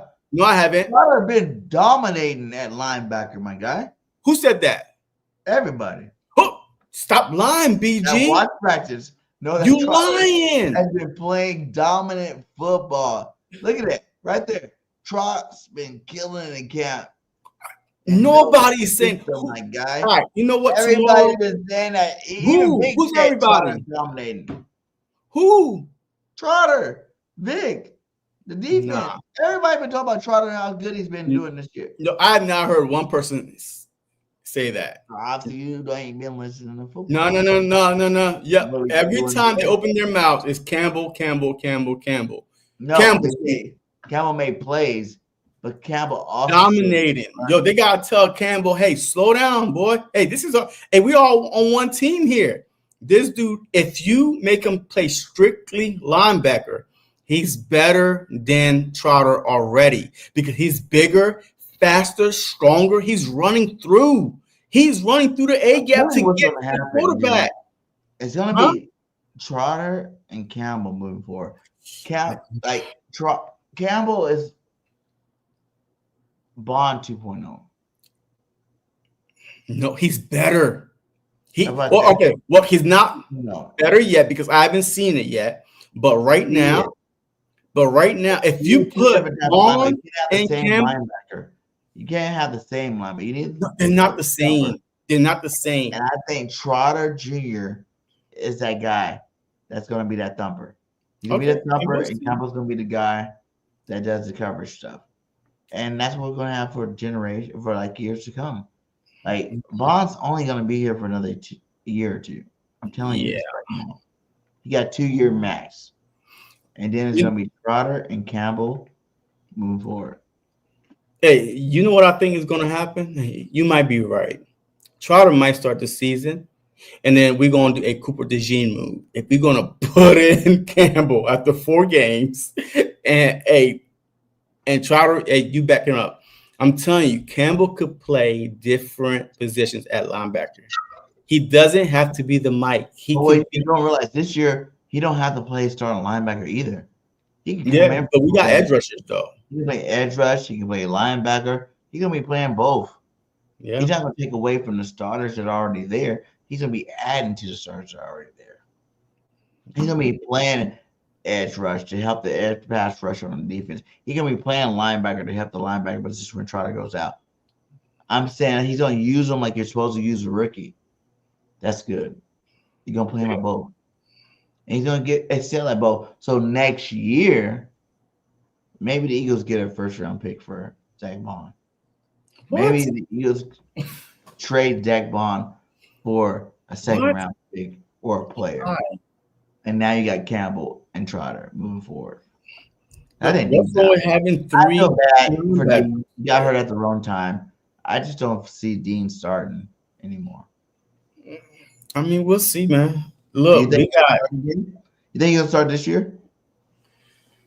I don't look. It's all going to depend on Trotter, right? Because if Trotter was that good, how come that dude started ahead of him? Warren Burks. He's a rookie. Burks. He's a rookie. Warren Burks was a veteran that played good football for a really good football team. He played for the Niners, and he started. But you've been claiming that Trotter was ready. Who was the best linebacker? But you was claiming that Trotter was behind Dean. Like you was like, oh, it's Trotter. All y'all was like Trotter, and then Burks. And as you seen, he was gonna go in, but Vic went experience over rookie, and that's not a bad decision as a coach. No, you know that Vic don't do that. Now you know Vic plays the best player. You're not gonna play that. Know Vic plays the best player. He doesn't play experience over no rookie. You got to think a guy that's been in the league for 6 years. It doesn't matter. He plays the best linebacker core in the league. Well, Bradbury was experienced over Crayon Mitchell, but you started. But we didn't have the best secondary in the league. See, man, look, you all over the place. It's like you pick and choose. Niners had the best linebacker core in the league, and Warren Burks came in. He was the guy that came in when Warner or Dre Law or Kinlaw, whatever his name is, went down. And he went in and he played good except for the Super Bowl. He had a bad Super Bowl game. Yeah. And he came on our team. But other than that, he played good football. He's a good linebacker. This is why he got paid this offseason. Yeah, facts, man. All right, man. And I'm just saying, Trotter now, year 2, he's not a rookie no more. And now he is taking all the first team reps. So, I mean, I've seen he's not taking all the first team reps. They don't lie.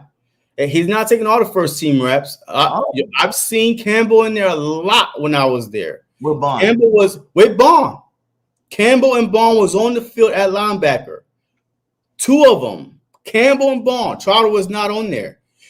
Trotter came in with the second team. But also Vic Fangio, he said something. He said this. He said, don't take if you see Bond and Campbell together or somebody else together. He said, in case something happened, in case an injury happened, he don't want to be the first time that Zach Bond and Campbell playing next to each other. Right. You know what I mean? He doesn't want to be, make that on the first time. So that's why now he's kind of rotating.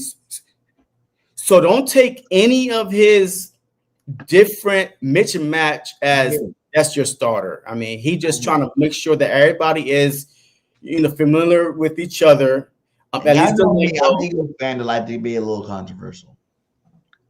So we got 2 more things before we get out of here. One being, let's make it quick, man. I gotta go to work.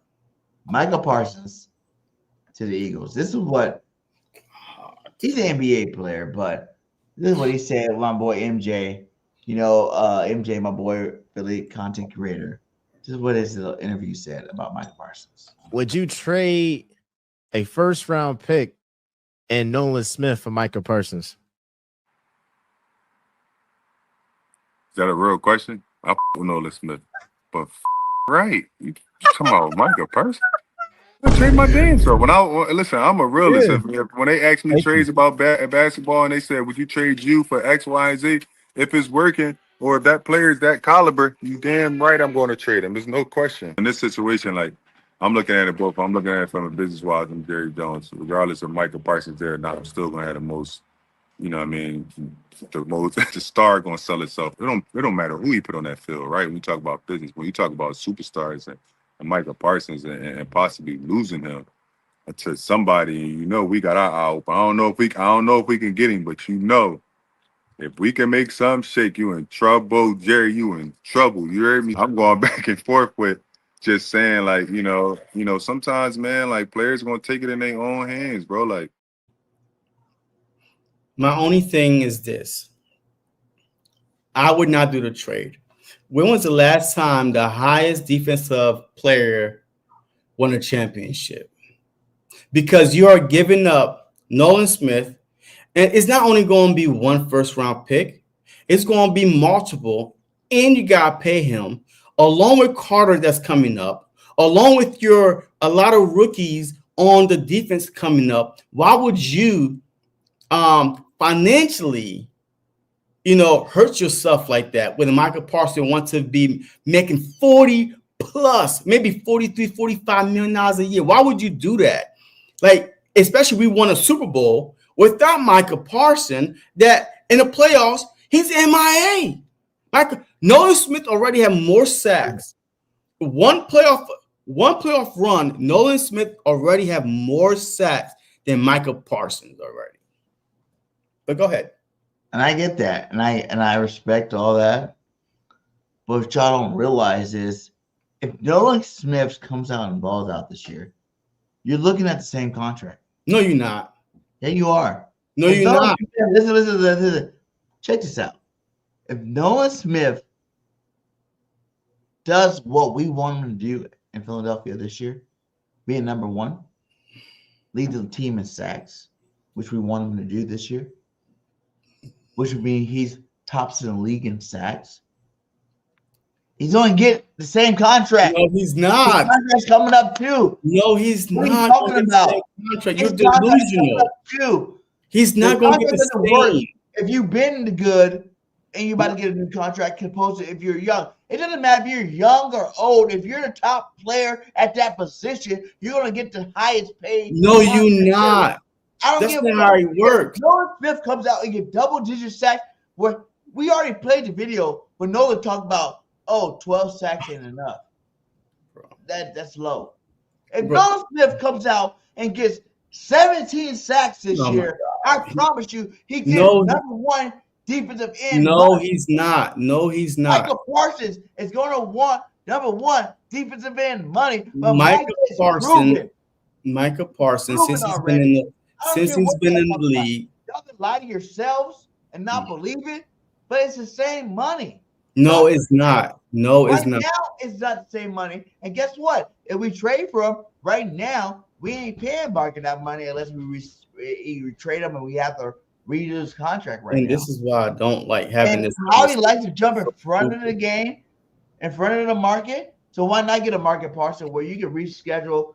You can do a nice contract for him where he feels like he's getting paid, whatever, moving forward, instead of waiting to the end of next year when new defensive pass rushers get new contracts. Everybody know every year you wait, it's more money. Period. If you wait to the end of this year, guess what? Michael will be worth more. But I'm telling you, unless you don't believe that Nolan Smith is that dude. Now, if you don't believe that, of course he's not getting Michael Parsons money. But if you listen to Nolan, and if you believe that Nolan's going to be that guy that you think he's going to be, and that's the reason why you don't want to trade him, then he's getting that type of money. No, he's not. No, he's not. Stop saying that. He is. No, he's not. Because listen. He's getting that money. Okay, I'll let you talk. Let me say something real quick because I gotta go. Okay, I'm not gonna be here all night debating a worthless conversation. The reason why he cannot get the same money, Myles Garrett, TJ Watt, those guys were Defensive Player of the Year. Michael Parsons top 3 since he's been in the league in sacks. Nolan Smith, I don't care how big of a year he had this upcoming season. He can have 30 sacks for Christ's sake. No. It doesn't mean that he's going to make the same money as those type guys for 1 year of production. He's not going to do it. It's not going to happen. That's not how the market works. It does work that way. It's not for 1 year. Not for 1 year production. He's one of the highest paid quarterbacks, JC. Why do you think Trevor Lawrence? He ain't did shit. Because that's the highest paid quarterback. Because the market goes by the next year. If it's time for you to get paid, and you're a talented player, you get paid the market. And the market for defensive no. You can't compare. You can't compare quarterbacks. You cannot compare quarterbacks. Okay, you can't. All right, let's throw that out here. Okay. Dak Prescott is the highest paid quarterback. No production. So shut up with that. So I just threw that out right there. Dak Prescott. He's not the highest paid quarterback no more. He is the highest paid quarterback. Trevor Lawrence makes more. No. Dak Prescott is the highest paid quarterback in the NFL. Do your research. And number two, he has not done nothing, but that's the market for quarterbacks. So you cannot compare quarterback for 1 year production for an edge rusher. What are you talking about? He's been in Pro Bowls. He's led the league in yards. He just sucks in the playoffs. He's Tony Romo. Michael Parsons, he sucks in the playoffs. Michael Parsons sucks in the playoffs. Exactly. So what are you talking about here? Listen, Michael Parsons is not TJ Watt. He is not Myles Garrett. That's the reason why I'm telling you the contract, if Nolan Smith balls out this year, is going to be the same contract. No, he's not. Michael Parsons is younger than TJ Watt, Bosa, Garrett, and he's number 3 in total sacks since he's been in the league. Double-digit sacks year after year. Defensive player runner-up. Defensive rookie of the year. So the resumes are different, but he's producing every year up into his contract. He's producing. I'm spilling facts. You don't want to listen to facts. You want to argue. I'm telling you facts here. So every year he's in double-digit sacks. Defensive player of the year, runner-up, defensive rookie. His resume. Listen, I'm not done speaking facts. You talking feelings. I'm speaking facts. So you cannot go off of 1 year of Nolan Smith and assume that he's going to get $40 million a year for 1 year production. That's not how the market works. Josh Sweat and Milton Williams. What just happened to Milton? Milton Williams is the highest paid Patriot ever. And he was a third damn defensive tackle. My guy, that's the market. The paychecks are bigger because the money is bigger. With more money for salary caps, that means you can pay players more money. So if you're looking at that, Milton Williams is the highest paid. He makes more money than Tom Brady made. And Tom Brady got what? 5 rings with the Patriots, my guy. So what are you talking about? What you talk about is not the making up. And you're all over the place. You all over the place. You all over the place.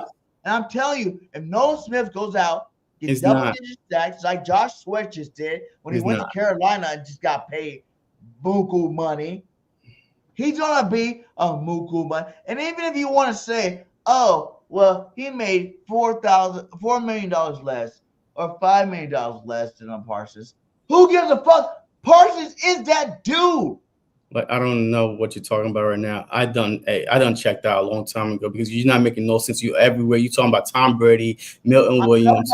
I'm trying to stick to one thing. That's not how it works. And Nolan Smith is going into his 3rd year. He was he was a first-round pick. So that means even if he ball out this year, 3rd year, he going to have to play. He still got 2 more years on his contract. So he's not going to get signed. And this is what I'm saying. Nolan would get $25 to $30 million if he plays good. Not next year. He got to play another year. He's a first-round pick, right? He's a first-round pick, right? Howie pays early, so he's no. He's a first-round pick. So yes, Howie does pay early. That's why That's why That's he's gonna. 25, This $30 year million. is his third year, going in his third year, and then he's going. That big money, This right? year is his third year, going into his third year. The thing is, you got 1 year of Parsons, right? And if this is a good year from Nolan, imagine if Nolan has a great year. I'm saying if Nolan has sacks, He's not Nolan, getting. He's no, not. if Nolan has, you're gonna tell me right now, on air, you're gonna tell me if Nolan Smith leads the league in sacks next year, right? And he has, say, 19 sacks next year, lead the league, he's not gonna be the highest paid defensive man. No, he's not. That's bullshit, dude. Okay, all right. Look, I gotta go sleep. That's another topic for another day. But he's not, and I bet you any amount. I bet you any amount of money. I bet you any amount of money. I bet you any amount of money that he's not going to be the highest paid. If he had 19 sacks and led the league in sacks, you don't think he's going to be the highest defensive end? Really? No. When has that not been the case? When has that not been the case? There's been players that have been one-hit wonders in their contract year that's been the highest paid at their position. Who? All of them. No. See, don't say shit in air and not be able to tell me who, because right now you just talking out your asshole right now. All right. So don't say shit without telling me who. If you're gonna say something like that, tell me who. Josh so I can Sweat, say, Bill Williams, for instance, they're the highest paid at their position at their new teams. No, on their new teams, but they're not the highest. You talking about in the league. They're a part of the league. Their team. Oh my God. Okay. To be the highest paid Patriot, that should say something. Tom Brady was a Patriot who won. Tom Brady took discounts to guess keep what? his team Bill together. Williams' contract is bigger than fucking Tom Brady's, my guy. Tom Brady took discounts to keep the team together. And Bill Williams is the defensive tackle that number 3 on our team, who's number 1 ever in the franchise history of making money. I'm saying that's how contracts roll. I guarantee you would not hear Milton Williams dominating this season. I'm not saying he is. Okay, because stupid teams hand out stupid contracts every day. Every day. It's not going to be that big of a difference if we were to sign Michael Parsons, who's a proven vet. Yes. Michael Parsons on the defensive line with Jalen Carter. No. Like we've said about any of the other stars. We wanted we wanted Myles Garrett. We want any of these guys. If we bring Michael Parsons to this defense, you know what I'm saying? Like, he's going to be the most dominating defensive player in the league history. And how he's going to wrap him up early with that $50 million contract because the salary cap is going up every other year. And we're going to be all right. We're going to be good, man. Y'all tripping. Okay. Don't think numbers when you think about, do you want this player on your team? That's what I'm saying. Don't think numbers. You're being unrealistic. There's no okay. All right. I'm not going to go through this. I got to go. Hey, we got to get out of here. But before we get out of here, I want to show you what the Philadelphia Eagles look like on Madden. Madden's about to drop. And if y'all want to drop your gamer links, because I will beat any of you mother uppers and Madden. If you guys want to challenge Birdgang 31, Birdgang 31 _P, hit me up. This is what it look like. Oh, and it's going to be in Philly in the snow. Getting some football weather. Little Uzi playing? Oh, that's lit. Hey.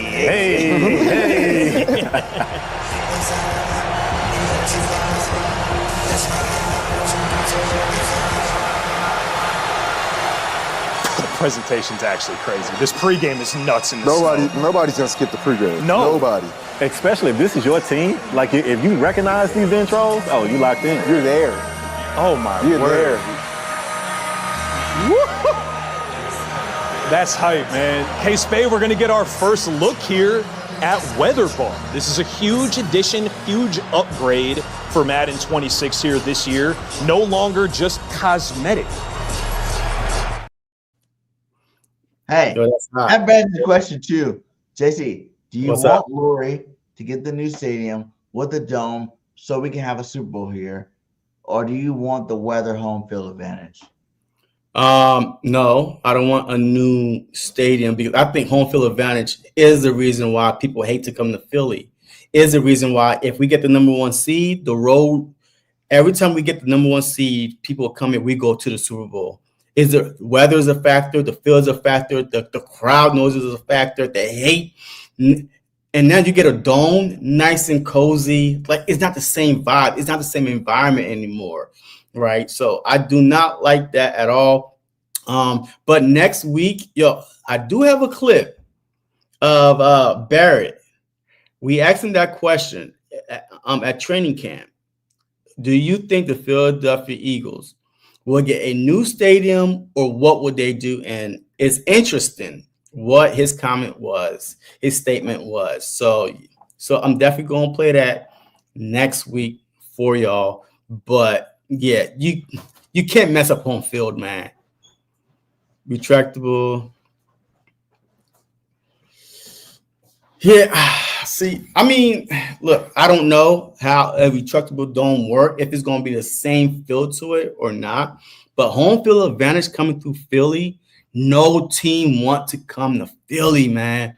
And you get that number 1 seed, it's a wrap. Super Bowl, here we come, right? And you saw this past season, right? People claim if the Rams would have played, if it wasn't snowing, they probably would have beat us. No, bullshit. We played the Rams at the Rams, and we mollywopped them. So I don't believe that. Mollywop. So now they came to Philly all of a sudden. They won bad play. No, we was up by double digits, okay? Like it was playing soft. Because he wants to be able to host a Super Bowl. Yeah, I know. But don't give up the home field advantage, man. Yeah. If you've ever been in the link, man, that is some home field advantage for your ass. Yeah, you know what I'm saying? Like every score, every kick, EAGLES Eagle in your face. Nah. It might sound loud in a dome. They did say it would sound louder in a dome. That is one thing, because it would sound loud. But the home field advantage would not, because guess what? The field. Every time we go to the playoffs, they're gonna have to close the dome because it's gonna be too cold. And they're gonna close the dome. It's not gonna be the advantage that we usually have. Yeah. Yep. Let's go into the home opener. No, I can't afford that. I can't afford it. What, you got tickets already? No. Then you ain't going. Yes, we are, JC. You ain't going. JC. You ain't going. Do you got tickets already? You don't have to get tickets already. Tickets are cheaper when you go to the game. You flying from where? You flying from where? Alabama. Okay, so you flying. I'm getting tickets. Again, hotel. I'm getting it for my birthday. My birthday is August 16th. Make sure you guys super chat and give out super thanks and all that good stuff to help me get my tickets for the game. I'm going. I don't give how much I gotta pay. I'm going. All right. Oh my God. Well, hey, I'll see you on TV. You're gonna be there too, and we're doing a truth. Wait, are you paying for my ticket? You got the money, my guy. Well, I'm not gonna be there. What, really? You gonna go to Brazil game 1? Yeah, Brazil was playing. You can't go to the home link. Yeah. Yo, look, I spent a whole week in Brazil. A whole week on the beach, shopping, talking Espanyola, you know what I mean? On the beach and stuff like that. Ocean view, you know what I mean? No, I'm not doing none of that in Philly. Like, I'm not, no. I'd rather wait, save my money for the playoffs, and then follow them throughout the playoffs. I'm gonna be there. Eagles girl, I'll see you there.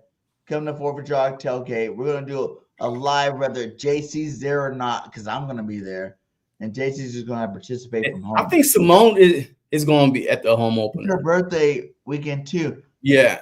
Yes, we're going. That's where we all first started this stuff out together at the link. Yeah. Home game. I mean, look, I can start a GoFundMe for JC, to go to a home opener. GoFundMe for the baller? Hey. It's been in weeks in Brazil? Really? That don't make no sense at all.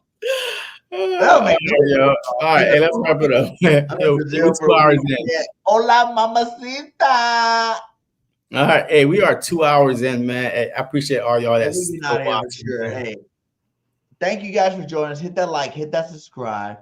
Fly Eagles fly. I gotta get out of here before this thing hits 2 hours because I can't edit the videos. But not that. All right, go Birds.